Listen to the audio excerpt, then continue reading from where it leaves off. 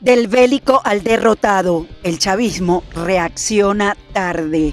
Amnistía en debate, la calle en pie. El país exige libertad. Petróleo bajo pulso. Rusia acusa presiones en Venezuela. Hola amigos de Impacto Venezuela, soy Yasmín Velasco y hoy 5 de febrero. Estas son las noticias más destacadas del día en nuestro noticiero estelar. Padrino López anuncia una investigación tardía sobre el ataque del 3 de enero, pero el mensaje es claro.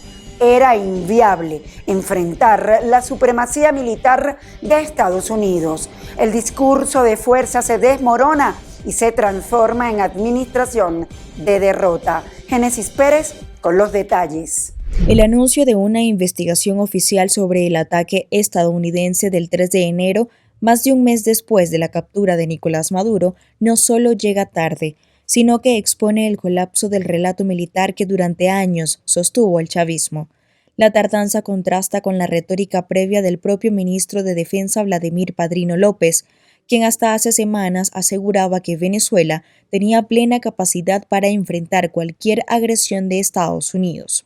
Porque el pueblo de Venezuela está listo siempre junto a su Fuerza Armada para dar la respuesta que haya que dar, en el momento que haya que dar, en defensa de nuestra sagrada soberanía. Estamos dispuestos a todo, estamos dispuestos al combate, estamos dispuestos a morir. Hoy, el mismo Padrino admite que era inviable desplegar aeronaves venezolanas debido a la supremacía aérea estadounidense. Yo que vi de primera mano los pilotos listos, trajeados para salir al combate, por supuesto, con la supremacía aérea, que había más de 150 aeronaves en nuestro espacio aéreo, por supuesto que era inviable sacar un avión. La dimensión tecnológica del operativo terminó de sellar el desequilibrio estratégico. El presidente Donald Trump reveló la existencia de un arma secreta, el descompobulador, capaz de anular sistemas electrónicos y desorientar por completo a las fuerzas venezolanas. Esto explica el giro de Padrino López, quien pasó de proclamar capacidad defensiva a admitir implícitamente una derrota. It was my name. I'm very proud of the name. Everything was discombobulated. It was, practically a shot wasn't, they were ready. Right. And when we came, they couldn't do anything. You saw this on the video. You could tell. Tom, it discombobulated everything. Esto demuestra que la captura de Maduro no solo cambió el poder, sino que redefinió los límites del Estado. Venezuela entra así en una etapa inédita, un país formalmente independiente pero estratégicamente condicionado, donde el verdadero pulso del poder ya no late en Miraflores, sino a miles de kilómetros de Caracas. Génesis Pérez para Impacto Venezuela. Pasamos a revisar los comentarios que nos dejan sobre la pregunta del día de hoy. Cuando el río suena es porque piedras trae. En Venezuela los rumores rara vez son solo ruido. El murmullo de las presuntas detenciones de los empresarios Alex Saab y Raúl Gorrín sacude los cimientos del poder. Pero ¿tú qué crees? ¿Es un peine mediático o purga de élites que ya no le sirven al sistema? Una purga de mafias y de poderes, purga de élites. Quisiera creer que es una purga de delincuentes. Sería lo mejor para todos los venezolanos. El peine para el que todo se lo cree, por cómo pintan las cosas, vayan preparándose para una nueva desilusión nacional. La primera discusión de la ley de amnistía libre abre expectativas, pero la demanda es clara: celeridad, claridad, justicia real y emoción. En varias regiones de Venezuela acompañan el reclamo y protestas por la libertad de los presos políticos. Juliana Palmar nos amplía. El Comité por la Libertad de los Presos Políticos de Venezuela, integrada por familiares y defensores de derechos humanos, se concentró este jueves en las afueras del Palacio de Justicia para introducir un habeas corpus, acompañado de una denuncia formal ante las autoridades judiciales.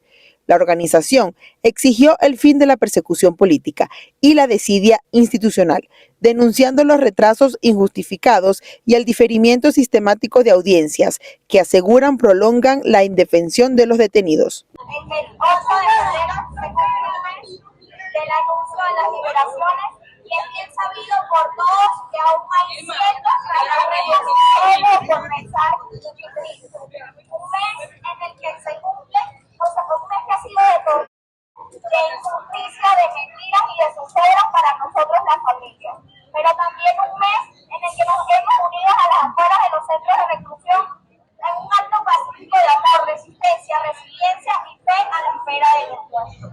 Desde la Iglesia, la Conferencia Episcopal Venezolana exigió transparencia en los procesos, pidió liberaciones, no meramente excarcelaciones, según expresó Monseñor Jesús González de Zárate, mientras la jornada de movilización se extendió hasta Trujillo, donde estudiantes de la Universidad de los Andes salieron a protestar para exigir la liberación de todos los presos políticos. Esa es la ley de amnistía, una ley que debemos velar porque se cumpla, porque esa ley sea aplicada para todos los presos políticos.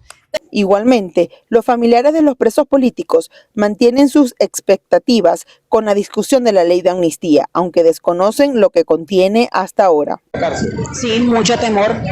Están los militares y de distintas causas. Es por eso que también nosotros hacemos presencia acá hoy, de manera de hacer un llamado, porque hay muchos familiares que no tienen primero ni siquiera información de lo que significa la ley de amnistía. Entonces yo creo que primero tenemos que educar a los familiares, tener conocimiento de la información real y poder darles información certera, tampoco de crearles falsas expectativas, aunque nosotros como familiares de presos políticos la exigencia que hacemos es esa, que entren todos, que todas las causas y todas las personas que tienen. En el plano político, desde la Asamblea Nacional fue presentado un proyecto de ley de amnistía que fue debatido en el Parlamento en primera discusión. Todo esto en medio de expectativas y cuestionamientos de distintos sectores de la sociedad civil.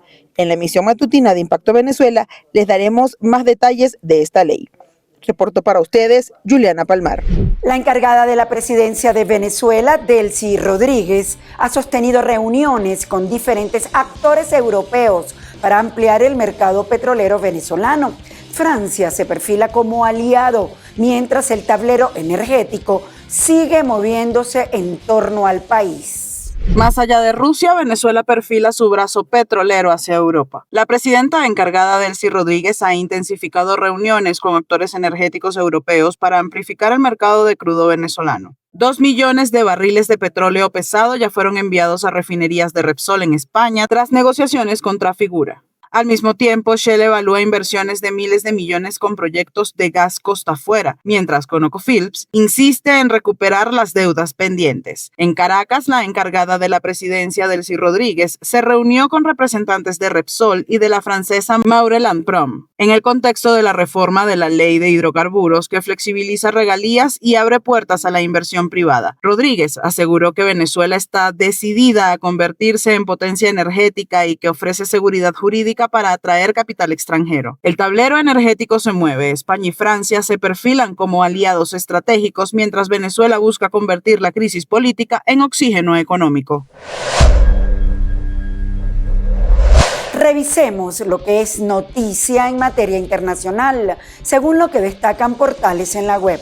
Comenzamos con Impacto Venezuela, que titula lo siguiente: Rusia denuncia presiones para abandonar el mercado petrolero venezolano. El ministro de Exteriores ruso Sergei Lavrov afirmó que las compañías de su país están sufriendo presiones para abandonar el mercado venezolano tras la operación militar de Estados Unidos el 3 de enero, en la que fueron capturados Nicolás Maduro y Cilia Flores. Lavrov denunció que existen intentos abiertos de expulsar a nuestras empresas de Venezuela y advierte que la estrategia de Washington busca reemplazar el petróleo y gas rusos por GNL estadounidense en los mercados globales. Sin embargo, la compañía rusa Rosneft aseguró que seguirá operando en Venezuela en cooperación con sus socios internacionales.